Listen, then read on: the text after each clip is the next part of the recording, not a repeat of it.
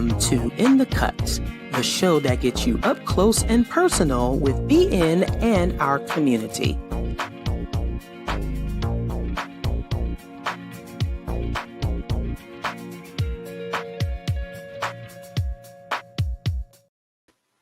Good afternoon, evening, or morning.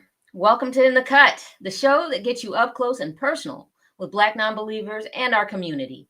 My name is Edith Gray, and I am your host for the show today. If you are new to the channel, In the Cut is a production of Black Non-Believers, a 501c3 organization headquartered in the Atlanta area. We connect with Blacks and other allies who are living free of religion, who might otherwise be shunned by friends and family, by providing a caring, friendly, and informative community. Instead of accepting dogma, we determine truth and morality through reason and evidence.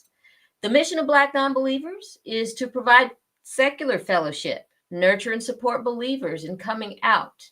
We encourage pride in non-religious identities. We educate the public on the history and current state of non-belief in the Black community. We organize events and charitable causes. BN welcomes all, regardless of age, gender, identity, sexual identity, national origin, or racial identity. However, our content and our work prioritizes Black non-religious voices. At this time, I would like to welcome founder and president of Black Non-Believers, Mandisa Thomas, to the show. Hello, Mandisa. I think you're on mute, or... Hey, no? Edith. Yep. Wait a minute. Now I'm coming in. I'm here. Okay. Can you hear Yep. me? Here I am. Yep, Yay. we got a delay. So we'll be talking over each other, I guess. Yeah, I'm gonna have. Yeah, I'll be switching computers when we get the show started. I'll be switching, but thank you so much. Welcome to everyone who is watching. We are preparing for our major event coming up next weekend, the Carnival Horizon, and I am very, very excited about it. And I hope you are too. Edith is going to be our fantastic MC for the event. And we have a wonderful array, a wonderful lineup of guests today who will be at the revival and be letting you know why y'all should be there. And so if you haven't already seen it, the link is in the description to register for the revival. We will be sharing it throughout the stream. You can come in person. It will take place at the Oasis Event Center on the southeast side of Atlanta in Morrow, Georgia. And also, you can attend virtually. If you cannot come in person, you can definitely stream it online. We will have access to stream it. One of our keynote speaker will be joining us virtually, so you definitely can enjoy the experience online as well. And we love you for you too. So before we begin with our lineup, we definitely want to bring up one of our speakers, and of course, BN folks as well. She's going to join us as we recap last weekend. We had a very busy weekend. We're going to welcome to the stage right now Miss Cynthia McDonald. Many of you know her from the nonprofits, from BN, and she still has that dreadful. Yes. She still has that dreadful tagline by her name, but you know what? Okay, we'll let that go for now. But yes, no, it's not better. Different, so maybe. Oh, look at you being the diplomat, Edith. Appreciate it. Yeah, we'll call it that. Oh, sure. I'll for the sake of being friendly for this morning, since we're trying to do something together in solidarity, I'm going to not pounce on that, like I'm a lioness, but I'm going to let that go for right now. Thank you. Next week, no holds barred. Yeah, y'all definitely want to be here live for this. Definitely. So, But yeah, and you know, there's going to be a lot of we're going to be, you know, cutting up. We're going to be, you know, we're going to be having a good time. We always do when at BN events. You know, we are a family, and for those of you who are joining us for the first time, you are absolutely going to have a fantastic experience. You know, it's going to be, but also too, we are in a very, very serious time. And Cynthia and I had the opportunity to last weekend, we were in Washington, D.C. We are a member organization. BN is a member organization for the Secular Coalition for America.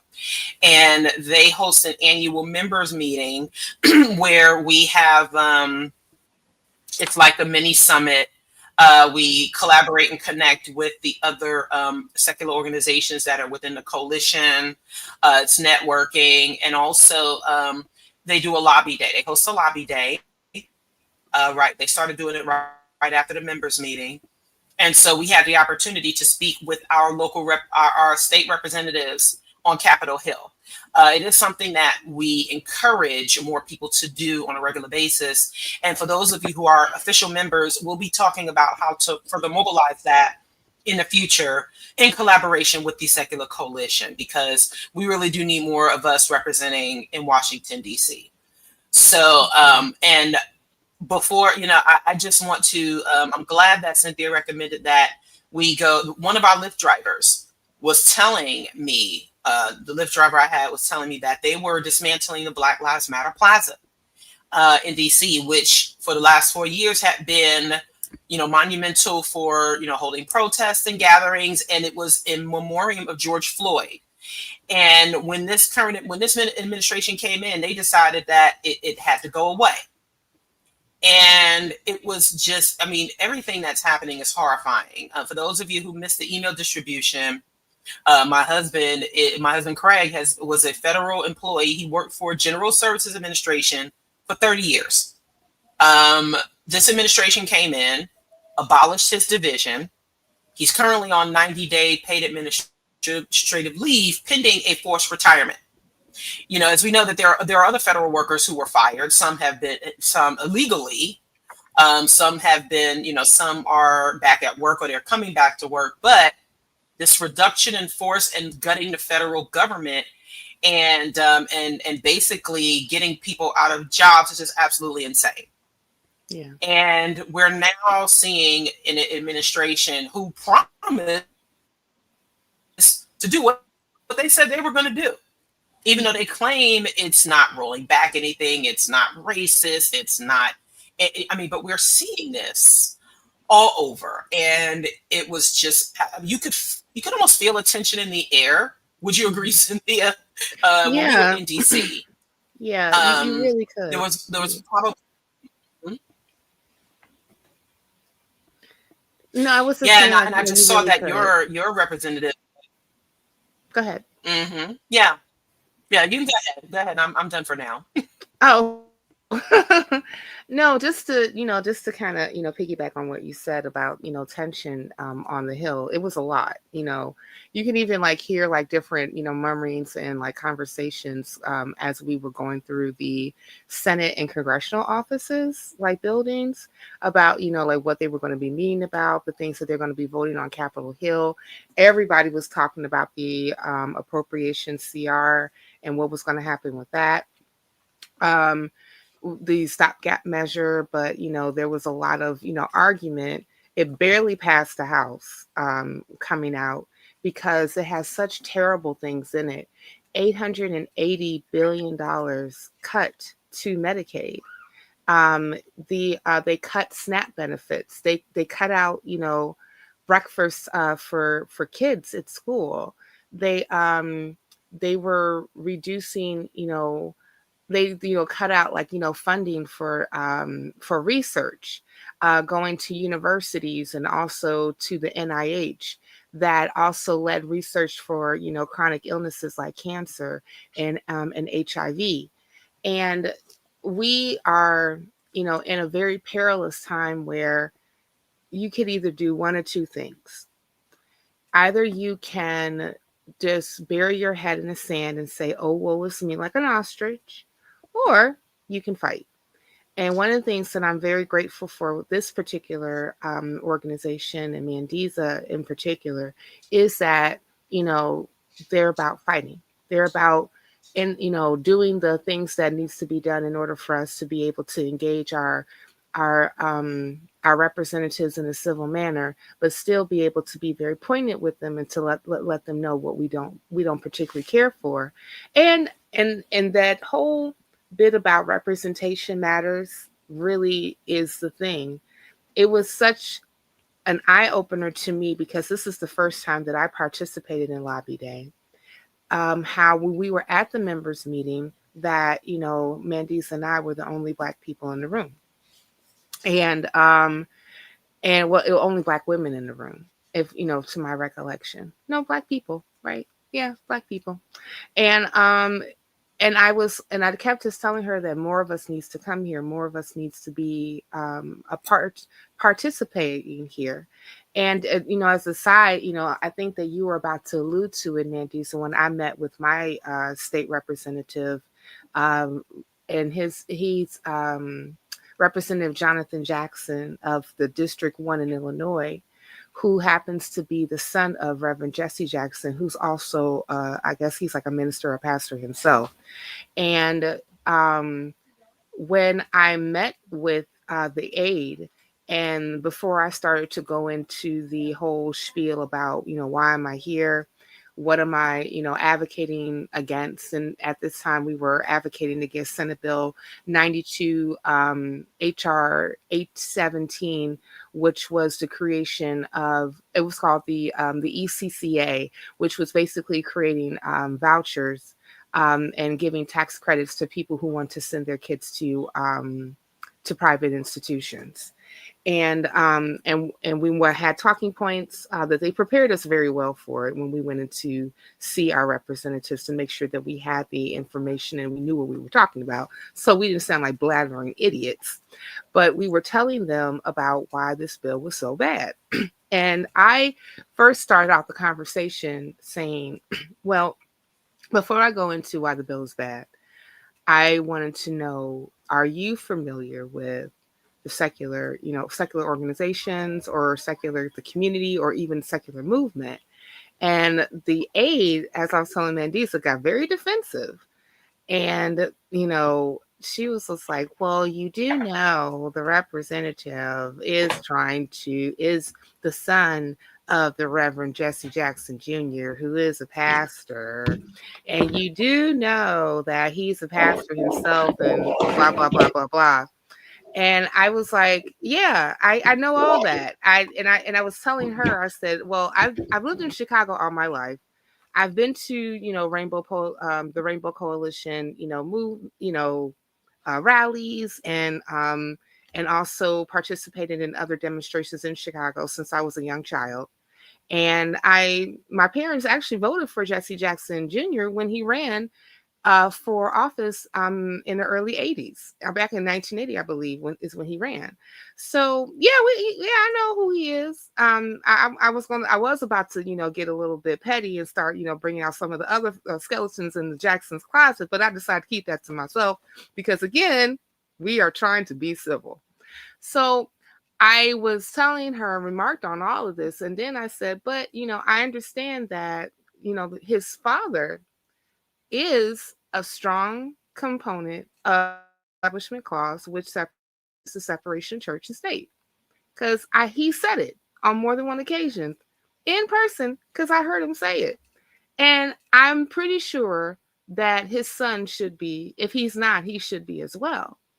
And one of the things that these representatives need to know is that people like you, people like me, who happen to be in this community, who look like us, exist. And we're voters. And we have opinions and we care about the different things that are happening in our nation. And we're Americans. And we want to see America thrive and survive. But we also want to make sure that America is fair to its constituents and also holds up the social contract that it actually has with us. So different programs like Medicaid, Medicare, Social Security public education. These are all the things that, infrastructure, even I'm even going to go further into saying like, making sure you're protecting your constituents against fraud.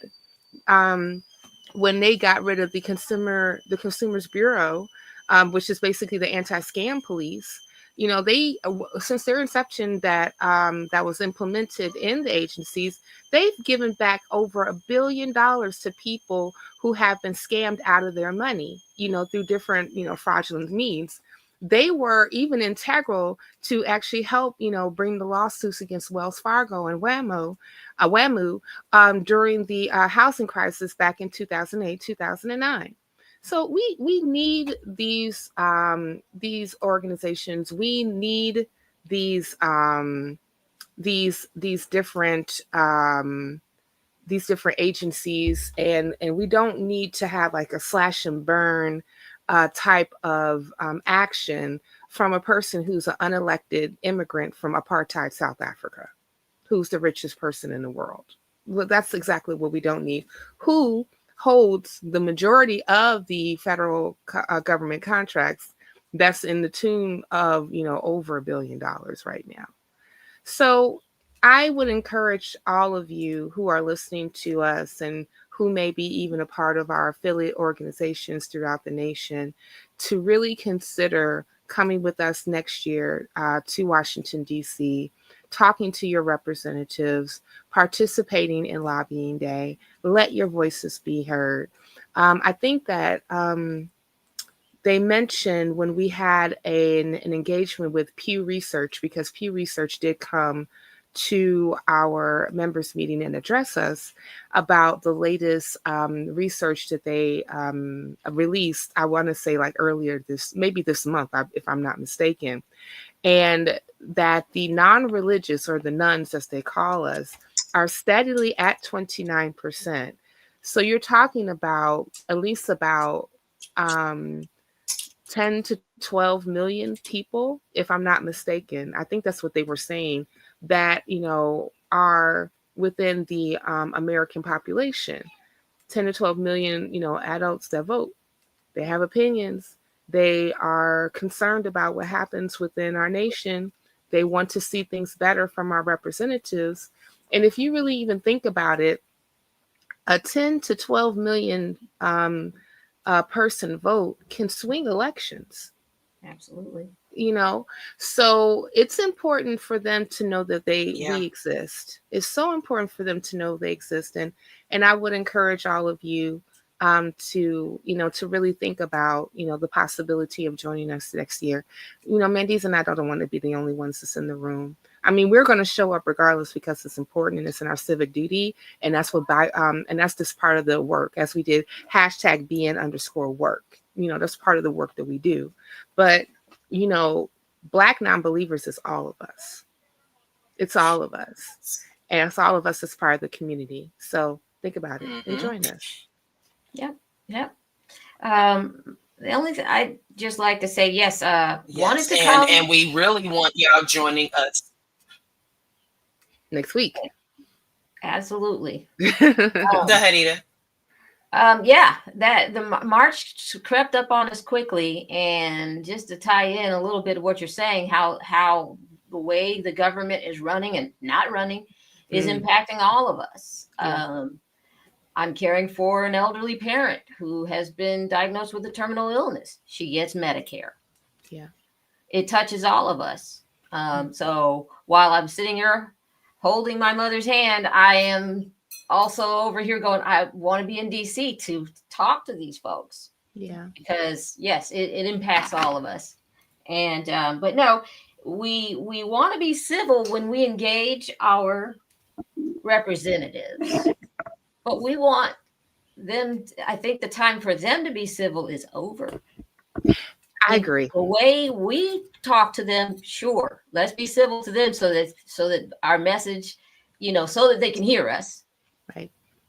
But the time for them to be civil was like, I don't know, 12 years ago.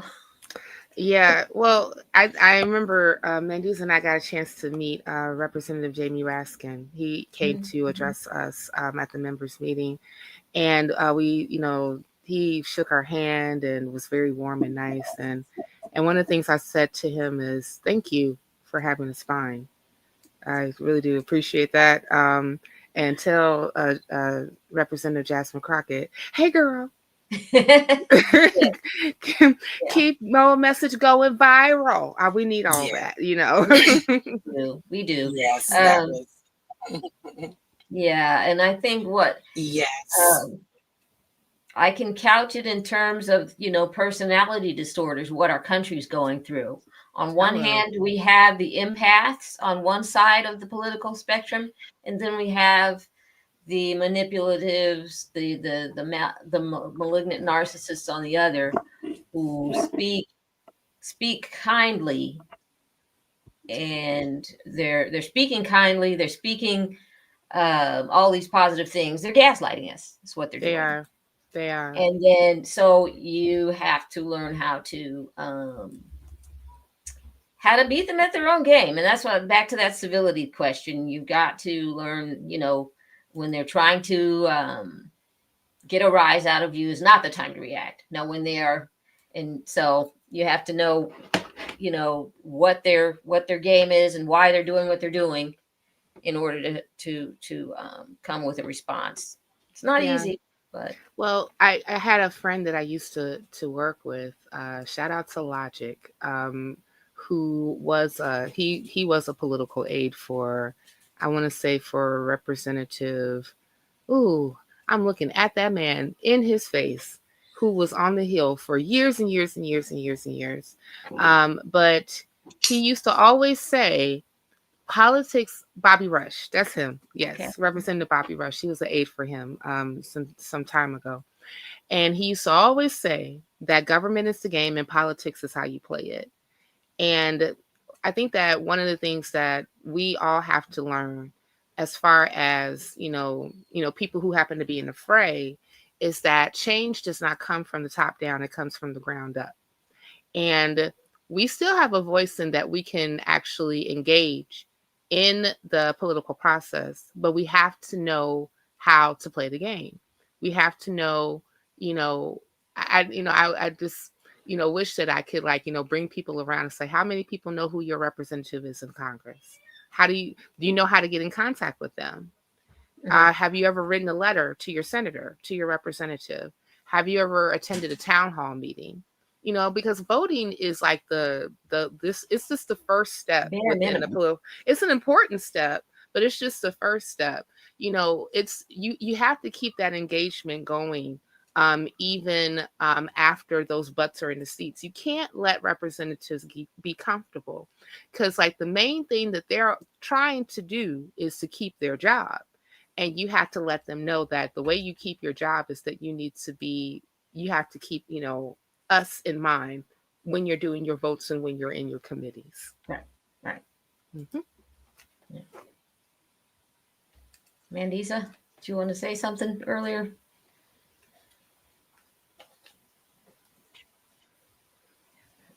I would just say I echo the sentiments.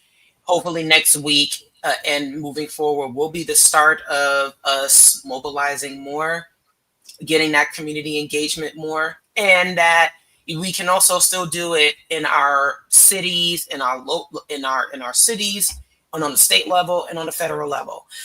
And so we definitely want to provide that information on how we can do that, starting with next week. And with that being said, we want to bring on some of our very special guests, including all of us who will be at the Revival of Reason next weekend, this coming weekend. We appreciate everyone who is going to be there. We're not going to give away the entire event because you need to be there to see all of us.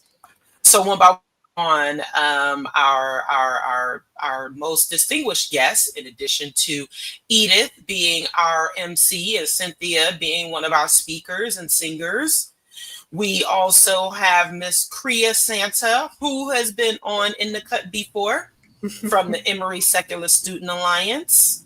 We have Miss O, who you may know, who is an atheist, who is an artist and a guitarist and a singer. You may remember her song from the intro to the Atheist Experience for a number of years. We also have working behind the scenes on the planning team, Miss Deana Williams, who is one of BN's board members, and and who also produced the name dropping game, the movie card game. We have Nikki G, who's also been on the show before. Who is a certified trauma recovery coach, and who is a part of the Black Religious Trauma Network. We also have Candace Gorham, who is a longtime collaborator, longtime sister, mental health professional, author, Godless Gospel Ensemble member. And we also have Tenzin, who is first time on our show, but I've been on his podcast before. He's been a part of the local BN family for a very long time, and he's going to be performing as well. So these are just many of the faces that you will see at the Revival of Reason who will be speaking and performing and also providing valuable information for everyone who will be in attendance either in person or online. So we just like to, just take it away, and whoever wants to start about why you're excited about the revival, why people should come, and what you would also like to get out of this weekend, and what you hope others will. So whoever wants to start. Not you, Cynthia. You just spoke, but I'm just kidding. But you can go have some of that pizza while you're waiting for everybody else to say something. Horrendous quote there. Anywho, well, I'll jump in. I'll jump in. I'm excited about the idea that this is not just like conference, how you normally throw on a conference every year. This is supposed to be like an experience. Like you're supposed to feel like you really going, home. You going to the family reunion. You getting together with your people. And so that's what I'm looking forward to, is being in that atmosphere, and that being a lot different than, what we normally think of as a conference.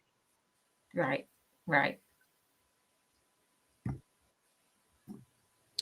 I'll say that when we started working on the show, that was one of the main things we wanted to do as different. We wanted to, like Candace said, create an experience. We said, this is how we do it. We do it better than everybody else. And we're going to party, and we're going to celebrate our joy as humanists and atheists. And we're going to not be put down. We're going to be lifted up. Cynthia gonna come with all the stuff and all the words, and we're gonna get excited, and we're gonna fight everybody, and that's where we want to be. So that's why I'm excited.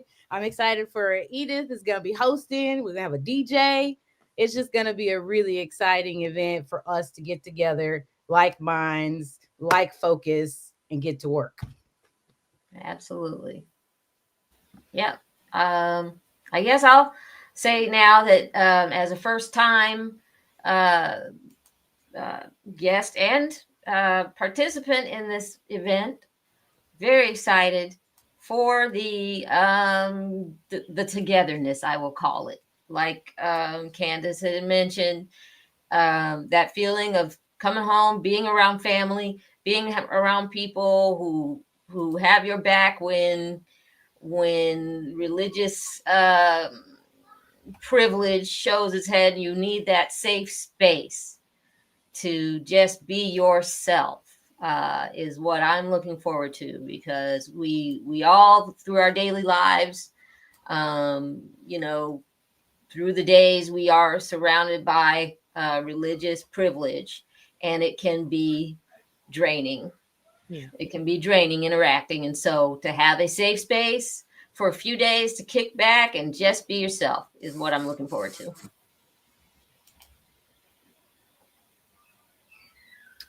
Indeed. I'm going to make other people talk. And I'm looking at Nikki. Really? So go, Nikki. I'll talk. I want to kind of piggyback from what Edith shared just now. I think it's important in this season that we're in this climate that we're in, to not just get politically involved, like Cynthia was talking about earlier, but community is so important more than ever before.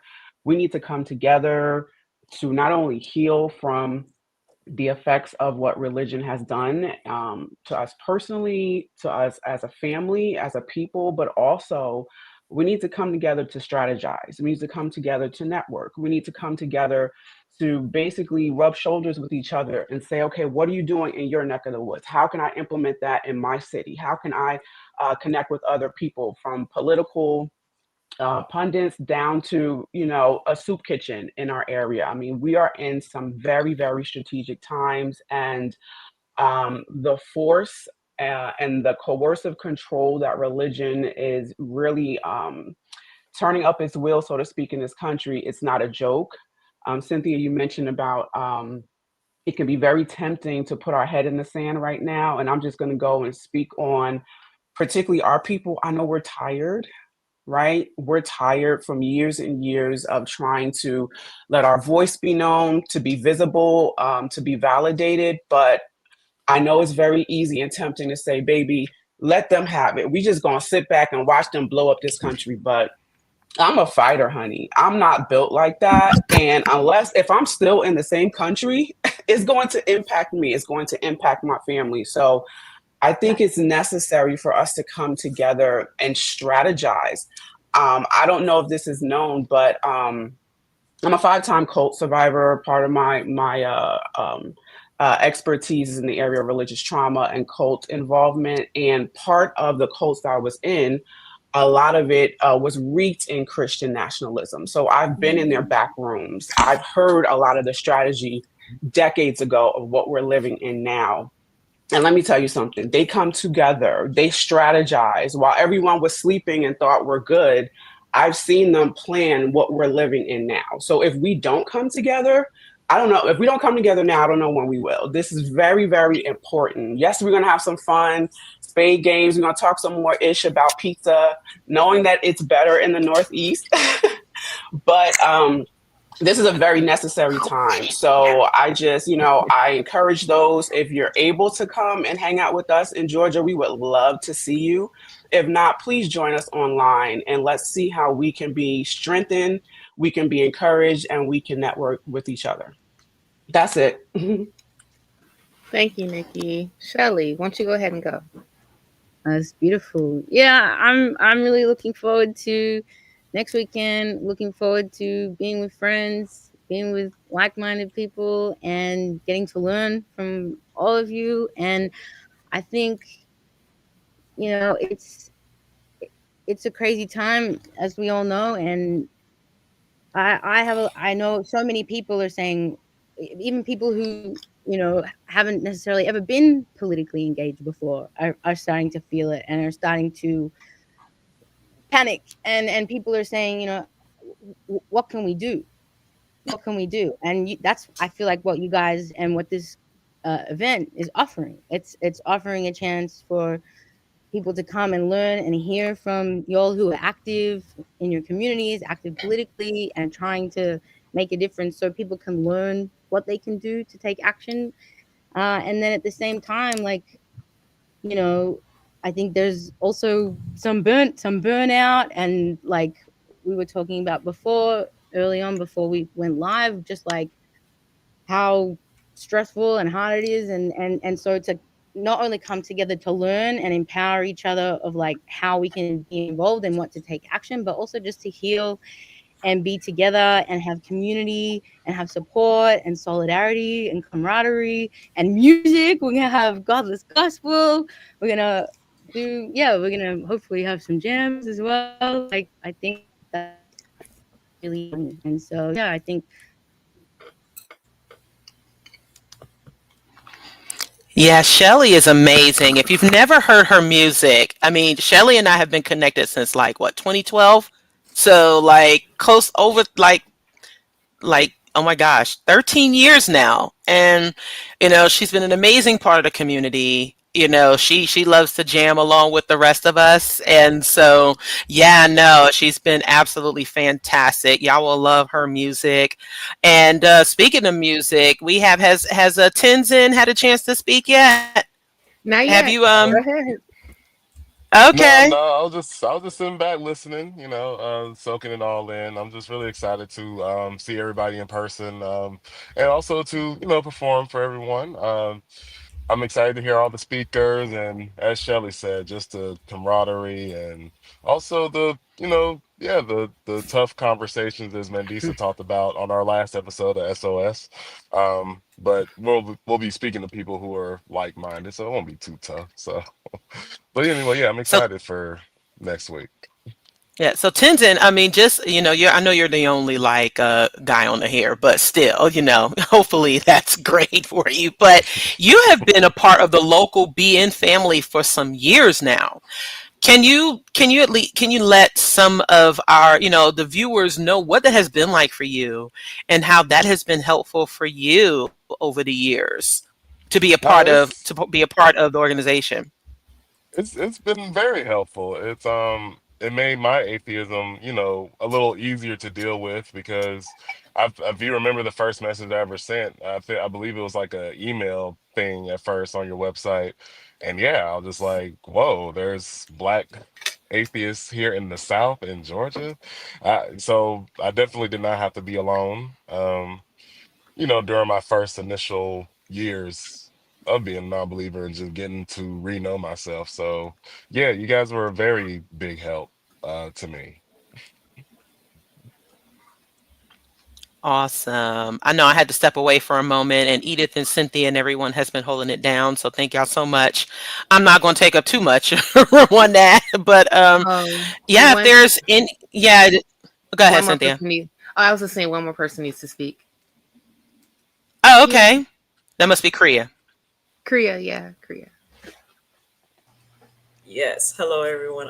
Thank you all for speaking. And it's important for me to hear these things too. Like, this is my first time going to a Revival of Reason event, first time attending, like, in general, any kind of secular event. This is my very first time ever. So I'm very excited to be with you all, especially since, like, in the presence of beautiful Black people who are no longer controlled by religion. I consider that a blessing. So it's like, it's like going back to what Edith said, like, just having to deal with the day to day religious privilege where others they wouldn't be able to pay attention to it or see it, but we do, unfortunately, now that we're no longer in religion. So it's like very nerve wracking and frustrating to deal with. So just having a time to just come together with people, not to worry about that sounds great. So, but yeah, for people watching or anyone who might see this later, please show up, whether in person or online, because I'll be there and I'll be speaking on like a student voice. Like, I am personally, like, I'm Puerto Rican and Black. I'm an atheist. I'm also part of the queer community. And I'll be talking about how all those identities should be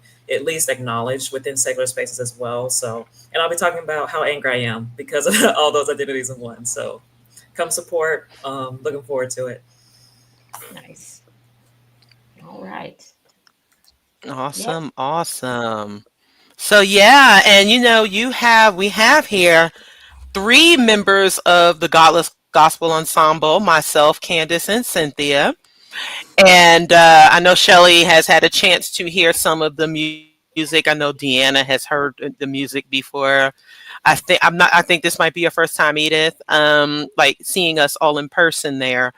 But I'm really, and then Dan Barker is going to be there with us. So for those of you who are fans of Dan Barker from the Freedom from Religion Foundation, he is going to be on the keys and also singing with us as well.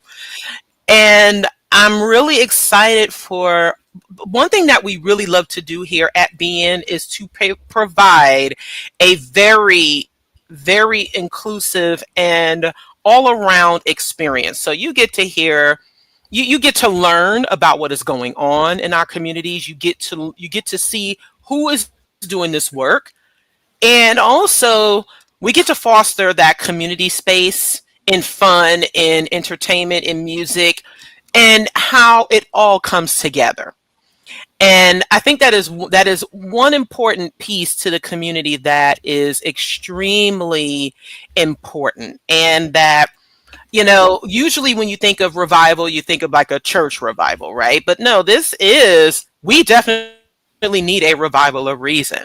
There definitely needs to be more folks, because oh my gosh, when we see some of these folks, when I listen to them and I hear them, I am like, oh my gosh, this is absolutely ridiculous and it's heartbreaking. And like Nikki said, like you said, and like Cynthia said, I know a lot of us feel despair. A lot of us feel very overwhelmed. We feel extremely overwhelmed right now, because we know that when we exercise our political and our civic engagement, we didn't choose this. We did not choose this. We voted our progressive values. We voted for who we knew would be in the best interest of the actual people and communities, rather than just for special interests. And we're frustrated. We're angry and we're upset. And there's a lot for us to have to work through right now, but it's really really going to have to take for more of us to continue to come together and support each other in this community work. Yeah. Mandisa, can I say So something to that? yeah, Can I jump in real quick? Okay. I just wanted to kind of yes, again echo, part of our resistance to this regime, part of our ability to sustain throughout the 4 years, hopefully, this regime is gathering, is Mhm. resting when we can. It is strategizing. It is coming together. And this is not just another conference that someone is here trying to, hey, can you come? This is part of our ability to resist. This is part of our ability to experience joy. I'm not one to believe that you only fight and you don't enjoy, you don't have pleasure, all of those things have to come together simultaneously if we're going to be sustained in this battle, if we're going to make sure that we don't, burn out. So please come. This is not, again, just another conference. This is necessary right now. And I hope people understand that. We already feel weary, and it's what, March?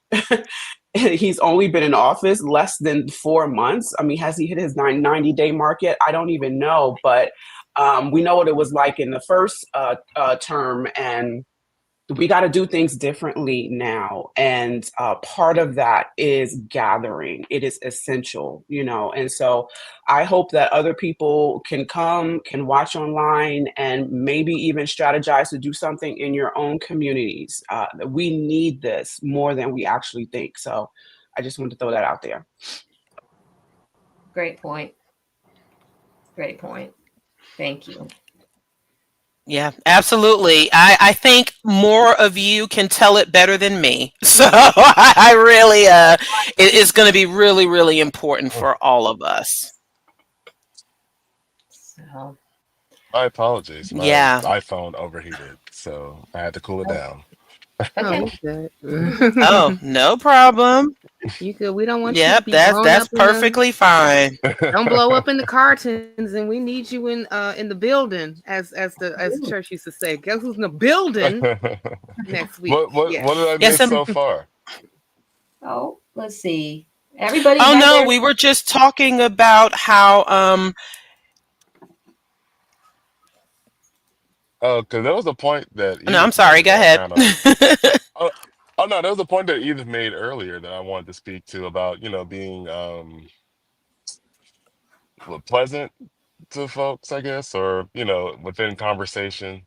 And I don't know. I feel like like as a minority, we're kind of forced to be pleasant anyway because Mm. I don't know. It's like we got to sell to like that dominant part. You know what I'm saying? Like as a black person, I have to sell to the white people with my message. I can't be like oh, you like not even like rude, but like I can't be straight up honest. Like, yeah, this is racist. It's like, I don't know. It's weird. Like that's what I've been feeling lately.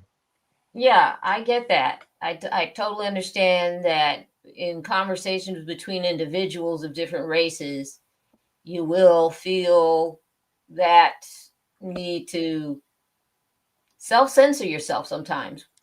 My point was more about when we engage with our representatives, there, I think, would be an opportunity to really be understood. So you would meter or counter your message with them, and then have them be our representative and speak with that fiery voice to the opposition. I don't know if that Gotcha. makes Okay. sense. Like Yeah, they could be the firebrand right. since they're Yeah. And the that's what we representative. sent them Okay. there for. Okay. Right. Yeah. I was going to mention that when we were at the members meeting, one of the presenters was also not only like a lawyer who was talking about how to present stories, but she also mentioned that she was a yoga instructor. And I love yoga. I need to go back to it, but I really do love it, and it helped me a lot, especially with flexibility, and also really learning mindfulness and how to car. I was going to use this word, and it's not letting me use the word compartmentalize some of my emotions so that they won't be so overwhelming at times, right? And me specifically, I am very passionate. I'm a very passionate person, and I'm very, very passionate about my people, Black people, and the politics and the policies that affect them. So it took everything within me, Tenzin, not to go into representatives' our offices yelling, like what are you doing? Why aren't you saying this? Why aren't you speaking up? Do you know anything at all? It's very, sometimes like, when you are seeing like another on the other people's side fail and you want to kind of shake them out of it, that's what I want to do. And I asked her, could she lead us into a breathing exercise to kind of calm us all, well, mostly calm me down, so that when I go into the representative's office, I'm not yelling at people. But at the same time, I don't necessarily, I can speak to them in a civil manner. I don't have to be, but I don't necessarily have to bite my tongue, if that makes sense. So I can still be very pointed and be very matter of fact with them. Just don't yell. Right. That's where I was coming from. Yeah. Well, if I may, during the hearing or after the hearing on educational school choice, quote unquote, there was a Black representative out of Utah, Representative Burgess. Owens. Yes. Burgess Owens. Yeah, Owens. Who was grilling the one witness that was against the school vouchers. And of course, he was on the Republican side, and there were Democratic representatives who were speaking to the importance of public school and how this would it would rob the opportunity for people who are in rural areas and low income areas to better access quality education. And him, along with the one Black witness who I will say I mistakenly thought that he would be speaking against this, but he turned out to be a Trump supporter and was just speaking his experience about how, private education was better for him, even though he had to take the entrance exam a total of 3 times before he was accepted, and that his foundation that he started was supported by Betsy DeVos. So that told us all we needed to know. I went up to the two of them while they were shaking hands and taking pictures. And I introduced myself politely. And I said, my husband was just doged. I said, he was he worked for GSA for 30 years. I said, do you support the firing and the terminations and letting go of Black federal workers? And so Owens was like, oh, well, we can't talk about that right now. I'm like, of course you can't. Of course you can't.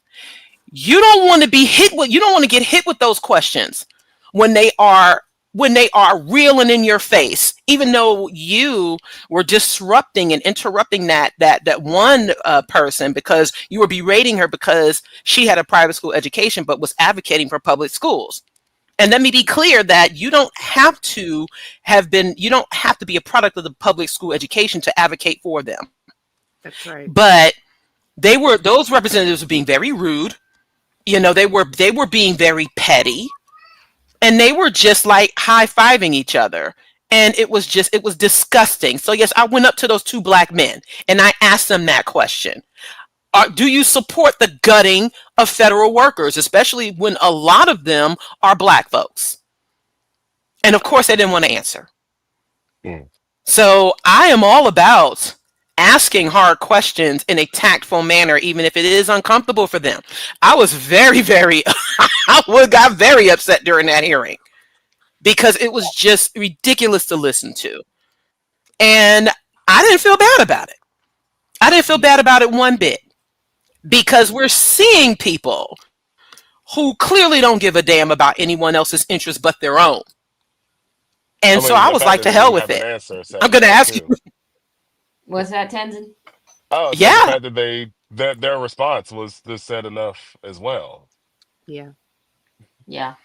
Yeah, Well, they the young Trump supporter, he was just kind of looking like he didn't know what to say.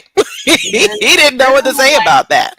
But yeah, and they can't say anything because their Yeah, handlers are he right did. over their shoulder. So Yeah. even if they had some thoughts about it, you know, they're going to keep quiet because for them it's all about the money. It's all about somebody wanted to say something. Oh, and Yeah. I just wanted to say, I just want to kind of piggyback on some of the things that Nikki was saying. Shout out to you, Nikki, even though you have bad taste in pizza. I want to echo your sentiments about really thinking and protecting and creating community. And I remember I was talking to, a friend of mine last night who voted for Trump. And the only reason why he voted for Trump, even though that, the majority of his politics is pretty progressive, is because he had an issue concerning the migrant situation, because we're in Chicago. And we absorbed, thousands of the migrant community here. And he kept on saying illegal alien, illegal alien. I voted for Trump because I wanted to get rid of illegal aliens. And so I had to correct him like throughout our conversation to tell them that they were not illegal aliens. They came to the border to seek asylum. That is the steps that is laid out in the law when it comes to people entering into the country. They can present themselves at the border and they can request an asylum. Those people were granted temporary protection status under the law. And that they were granted temporary protection status, even though that Greg Abbott didn't tell them where they were going, what they were going to do there. That was illegal. He was sued for that.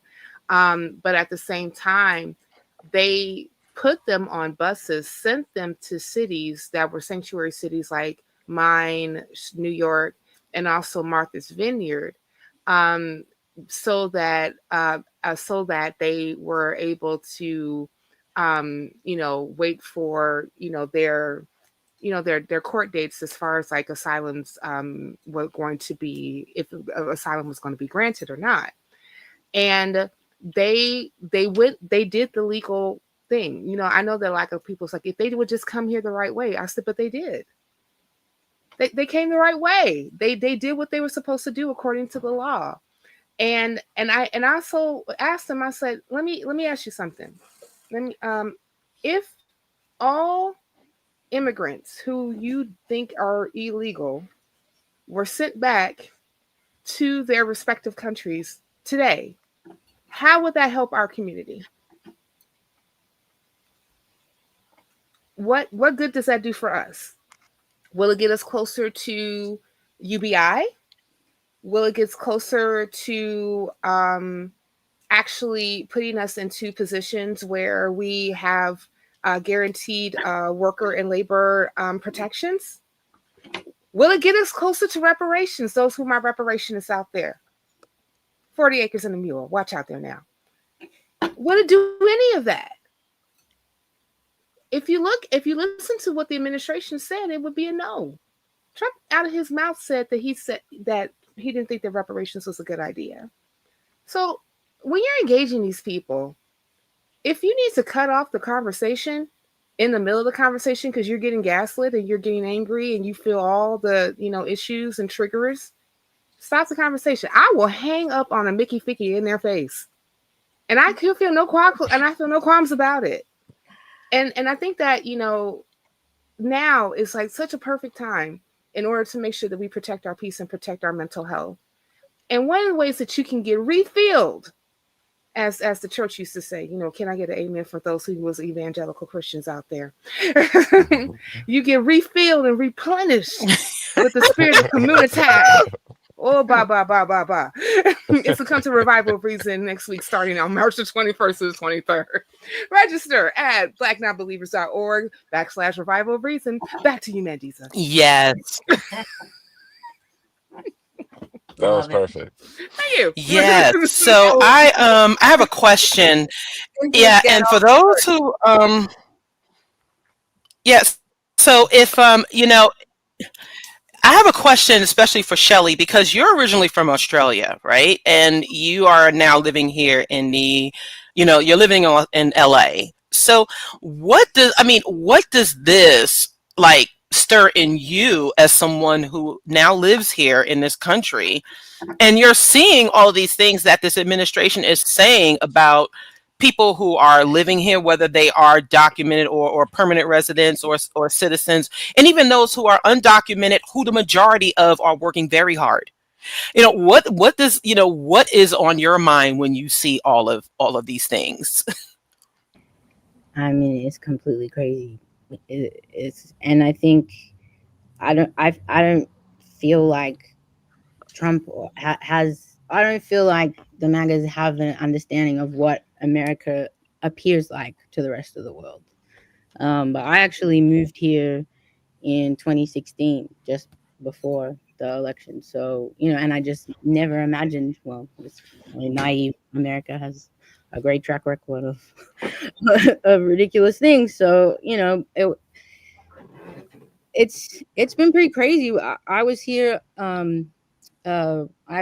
In 2020, I had the diversity visa, and Trump tried to stop that. And even it's even affecting me. And it's you have no safety, you have no security, and yeah, it's very scary that a world power that I think the rest of the world at different times looks to, and and has such a global influence, to be being protectionist right now and pulling back when we need to be having big global conversations. It's very scary. And I think America, I think Australia, I'm from Australia, I'm losing my accent, but I've been here 8 years now, nearly 9 years, and it's I feel like Australia is kind of takes a lot of influence from America and is actually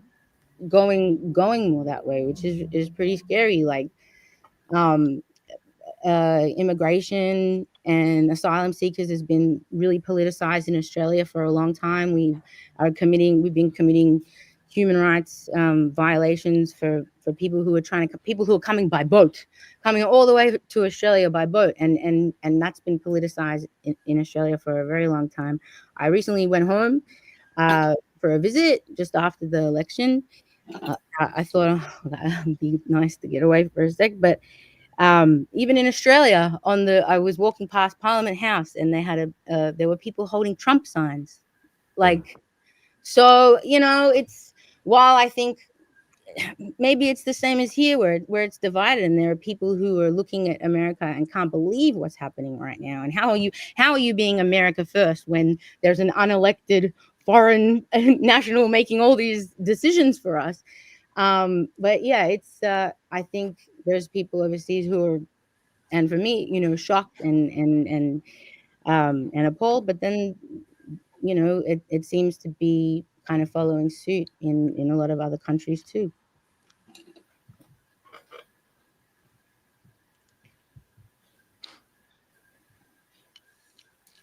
Yeah, it's pretty scary for a lot of us, and I just really, I mean, it's going to be really important for us, like we've all been saying, to strategize, to come together, to decompress, to figure out what our next steps will be.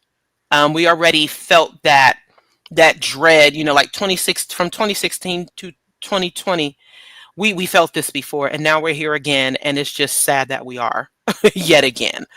But and now, I mean, I just don't know what else to say at this current moment about, what is going on, and especially since it impacts me and my family personally. It has, and it impacts so many of our members, especially with services being cut, people who are working adjacent in the federal government when it comes to funding, when it comes to contracts and such. This is so far reaching.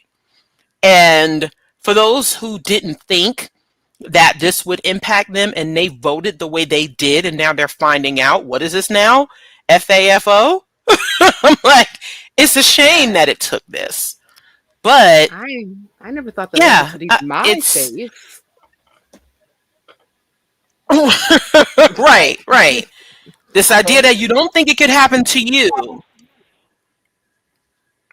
I was telling Deana the other But day that one of my favorite things to like see on the news or like come across little stories, on your timeline is stories of Republicans, Trump voters who are like, oh my God, this is not what I voted for. Like, those are my favorite stories now. They give me life. Like, you did this to yourself, and that's, yeah, we could talk about that all day. Those people, yeah, they did it to themselves and to us. yeah, those people make me No, go ahead, Deana. I said those people make me very angry. I know Nikki was saying that, we kind of gotta go out there and we gotta fight, and we can't be like, well, you take care of it because you did this and you take care of it. That's how I feel. But I mean, I'm still gonna do what you said, Nikki. I'm still gonna go and fight. But I still feel like you did it to yourself, just like Candace said. And I have all the tough questions. Like, I need the yoga as well, because I want to yell at all of them and say, come on, are you just this stupid? You did not see what happened in 2016. You did not see what happened when he didn't want to leave. You did not see what happened before he even became the president. Like, what are you doing? Okay, I'm done. I just wanted to throw that out there. There's space for both. I'm totally there with you. I get it. There's space for both, But like I said, unless I'm moving out the country, then I could go and sit on top of a building and drink my coffee and just watch it burn. But I'm still here, so we got to talk about something. But I get you, though. I get you. I was gonna say, because you say we're still here. This is our country. This is our country. Like, I don't really want to leave. Didn't we make this country? Last I checked, the slaves made this country. We totally built it. Last I checked, this is our country. I mean, an ex-slave actually designed and was the architect to the Capitol. You have what you have because of me and my ancestors. Yeah, first slave. Remember, it was the first slave that was actually a casualty of the Revolutionary War. So I'll say this, and absolutely, this country was built on the blood, sweat, and tears of my ancestors. There's no doubt about it. And what has happened is that through those years, and through those generations, they have built some very strong, resilient offspring who. Yeah, we've also been able to build back I hate to use that word because Biden is meh, but to build back whatever has been taken from us or destroyed. And when you are in a battle with people Indeed. who are the political equivalent of 2-year-olds, and they're in their tantrum stage, you have to be willing to at least show them that, okay, let it burn, because you know good and well that you have everything you need to rebuild. Or, because sometimes you can call their bluff. They want to tear it down. Let them.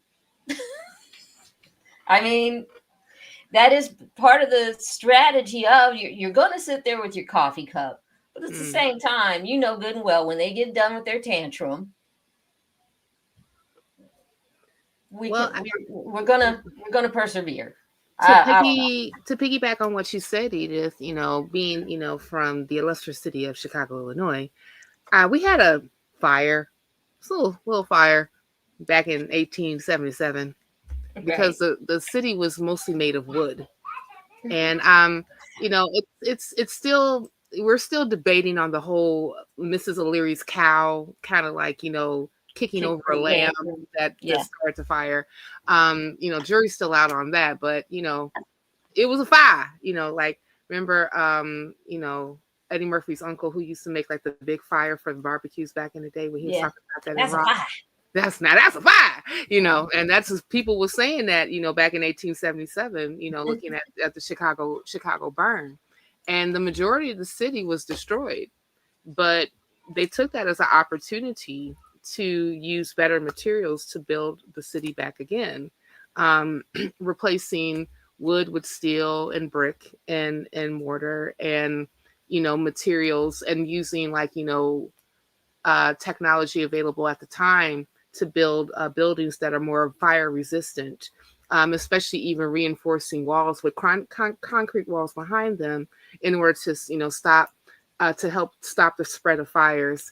And also they made our fire department more efficient, and instead of having a centralized fire department like it was previously, they put fires in enclaves and neighborhoods so that we can respond to them quicker.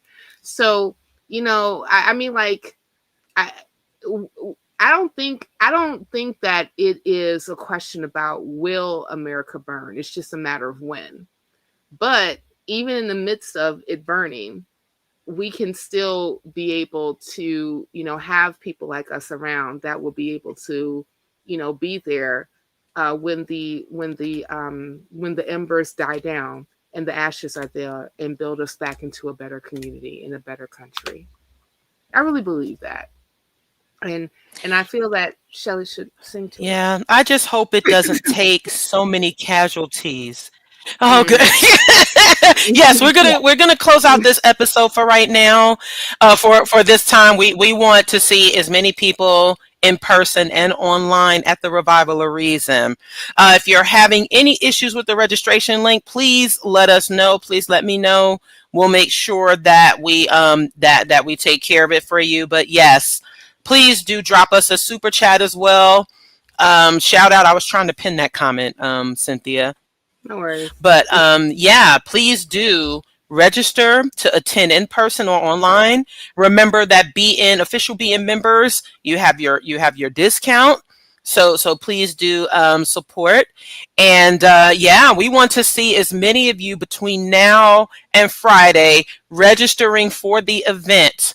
Be there in person. We're going to have a cookout on Friday along with the spades tournament. Cynthia is still going to be at the kids table. She knows what that means. But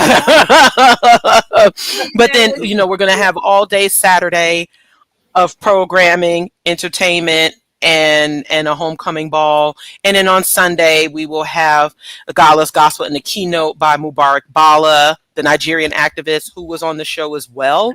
But yes, we if Shelley can close, thank you, Kelly, for who is on the back end moderating and sharing the links.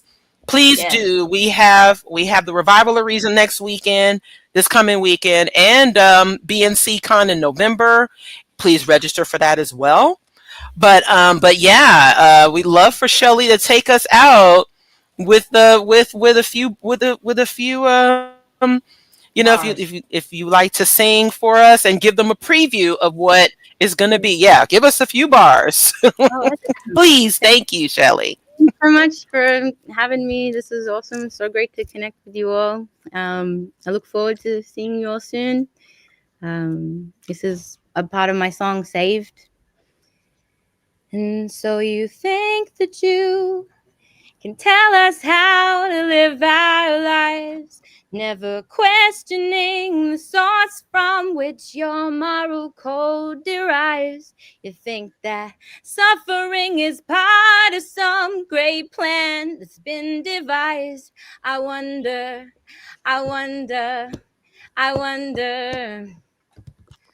what will it take for you to start opening your eyes, to start questioning the bullshit everyone around you buys? You think it's any of your business what goes on between my thighs? I wonder when we'll be rid of your lies.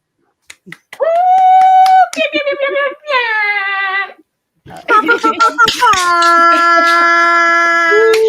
great Shelly Siegel, y'all. Looking forward to Yes. Very nice.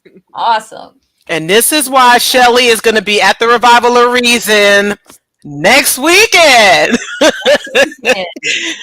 Yes. Remember. Absolutely. So remember that the all-inclusive in-person price is just $125 for the entire weekend. To register to tune in online is just $25. Please do join us and do once again support the work that Black Nonbelievers does. It helps keep this show going. It helps with our advocacy. It helps with our representation. Like Cynthia said, when we are in those rooms with those organizations where we matter, we are representing where we are needed. So and we do that with your support, and we continue to amplify our voices and our networks through the work that we do. And so we are definitely going to be in for just an amazing weekend next weekend. So we're going to be pushing hard.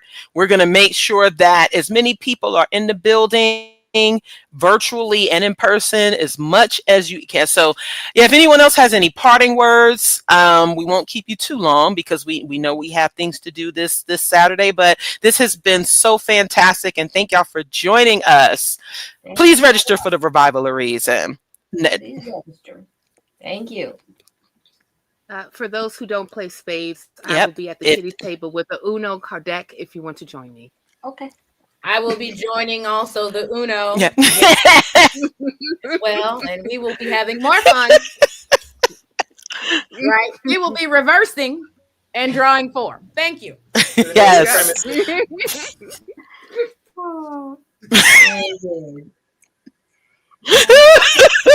You know what?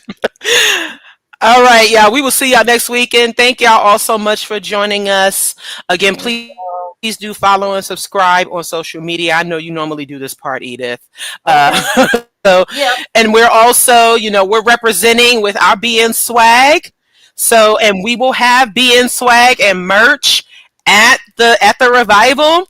So yes, please do join us for a fantastic time, uplifting, just really energizing experience. So thank you all once again for joining us, and we will see you next weekend and in the future.